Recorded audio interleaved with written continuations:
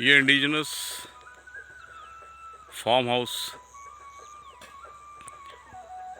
Indigenous organic farm house माहौल झोपड़ी, ये पूरा नज़ारा है।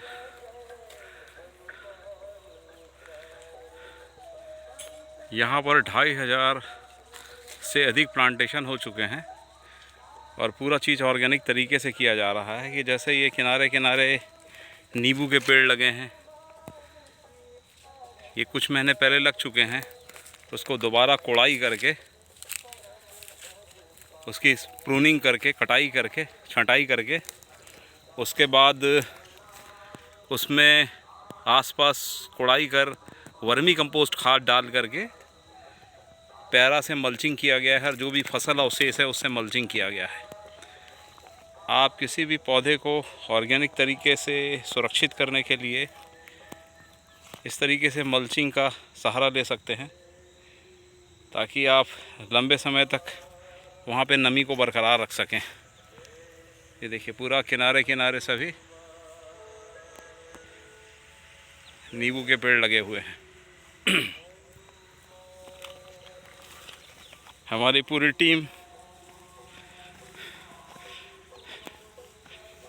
आज पूरा इस पर लगी हुई है।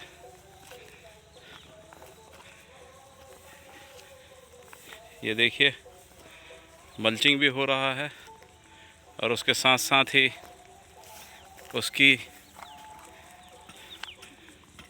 कोड़ाई भी हो रही है। पहले आसपास के खरपतवार को नष्ट किया गया, उसकी निदाई की गई, फिर उसके बाद आसपास की मिट्टी की कोड़ाई और इसके बाद उसमें वर्मी कंपोस्ट डाला जाएगा।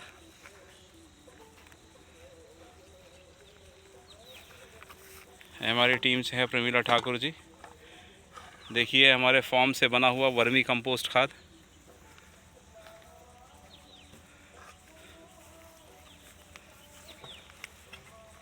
इस तरीके से आप नींबू के पेड़ को अच्छे से ग्रो अप करने के लिए और उसकी व्यवस्थित मल्चिंग करके, ये देखिए जो बचा हुआ पेरा है गाय के खाने के बाद वो अवशेष और फसल अवशेष और आसपास के सूखे खरपतवार के हिस्से हैं, उन सभी को इस तरीके से मल्चिंग भी किया जा रहा है।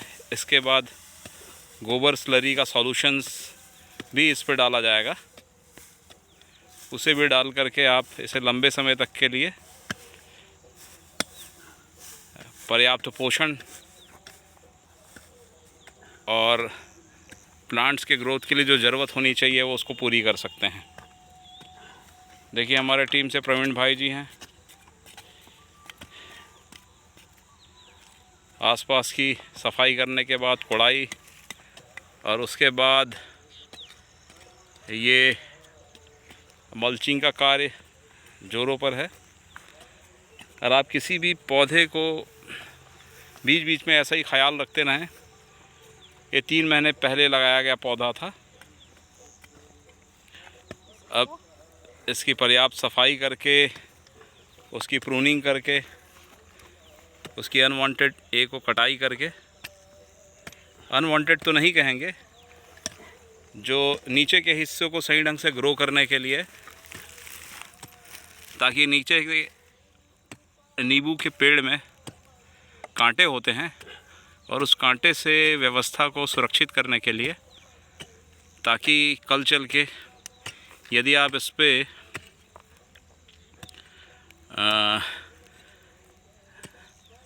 नींबू फलने के बाद आपके लिए पर्याप्त नीचे का मूवमेंट करने का जगह होना चाहिए।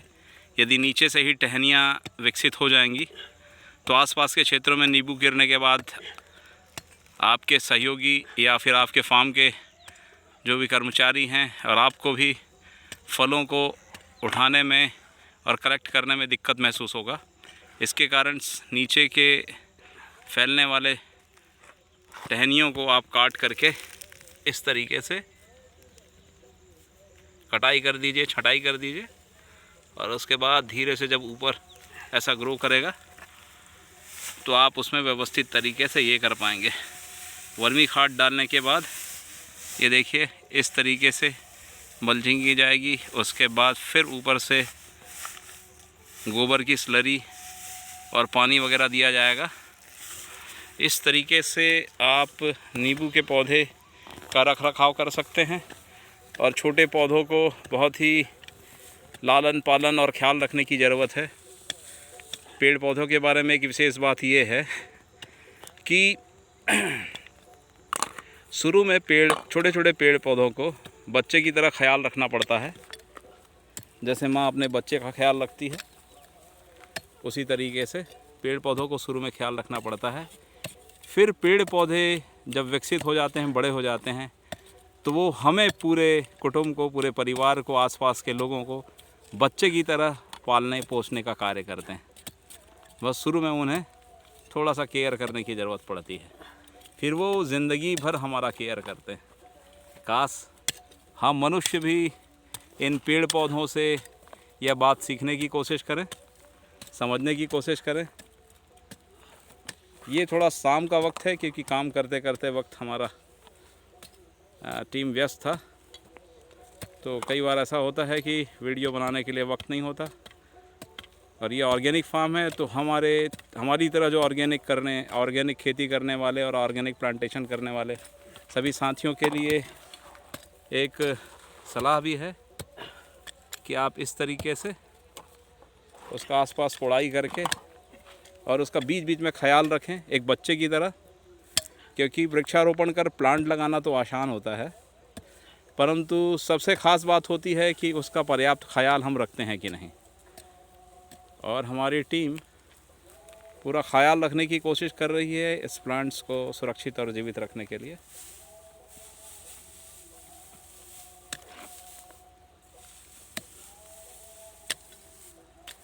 मैं इस टीम से संतोष कुमार कुंजाम,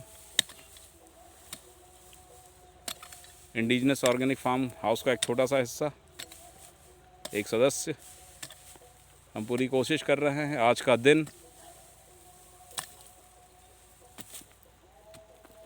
21 जनवरी 2023, दिन शनिवार। तो साथियों, आप भी इस तरीके से ख्याल रखें पौधों का, आसपास ऐसे ही कोड़ाई करें और विशेष ध्यान रखें। देखिए ये दोनों सर्विस क्लास हैं, फिर भी भिड़े हुए हैं। ड्यूटी के बाद का जो टाइम बचता है, सैटरडे संडे, कभी ऐसे ही आ करके इन चीज़ों को संभालने की कोशिश हो रही है। तो आप सभी भी ऐसा ही ख्याल रखें पेड़ पौधों को विकसित करने के लिए। हमारे और भी बहुत से प्लांट्स हैं जो काफ़ी बढ़ चुके हैं, ये नए प्लांटेड हैं जिनको विशेष ख्याल की ज़रूरत है। और इसी तरीके से आप भी केयर टेकिंग कर सकते हैं। वर्मी कंपोस्ट खाद, उसके बाद मल्चिंग्स और बीच बीच में पानी देते रहें। मल्चिंग करने से एक विशेष बात है कि आपको कई दिनों तक पानी नहीं देने पर भी पेड़ पौधे सरवाइव करते रहते हैं, उनको वाष्पा और नमी की पर्याप्त मात्रा बनी रहती है। और ये बेहद ज़रूरी है कि खुले मिट्टी में आप पौधों को ऐसे ही ना छोड़ें, क्योंकि यदि आप सूखे घास फूस और फसल अवशेष की मल्चिंग करते हैं तो आप एक बहुत अच्छी व्यवस्था कायम कर सकते हैं उस पौधे के लिए। और सबसे बड़ी बात है कि वो सड़ करके, वो नष्ट हो करके पूरे कार्बन की मात्रा को भी बढ़ाता है, जो भी फसल अवशेष रहते हैं। तो सभी इस तरीके के विधि का इस्तेमाल करके आप अपने पौधों का व्यवस्था बना सकते हैं और उसको पुष्पित, पल्लवित और विकसित होते ये कर सकते हैं। तो ये देखिए आसपास का नज़ारा, पूरा शाम बिल्कुल ढल चुका है। अब हमारी टीम देखिए अंधेरे का लाइट जल चुका है। तो साथियों, आप सभी इस दुनिया में ज़्यादा से ज़्यादा पेड़ लगाकर और उसको ऑर्गेनिक तरीके से संरक्षित कर, सुरक्षित और संवर्धित करते रहें।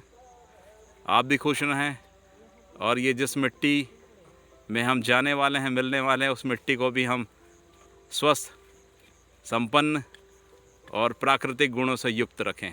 इसे जहर से बचाएं। धन्यवाद साथियों, आप सभी को सादर माटी सेवा जोहार, उलगुलानी जोहार। धन्यवाद।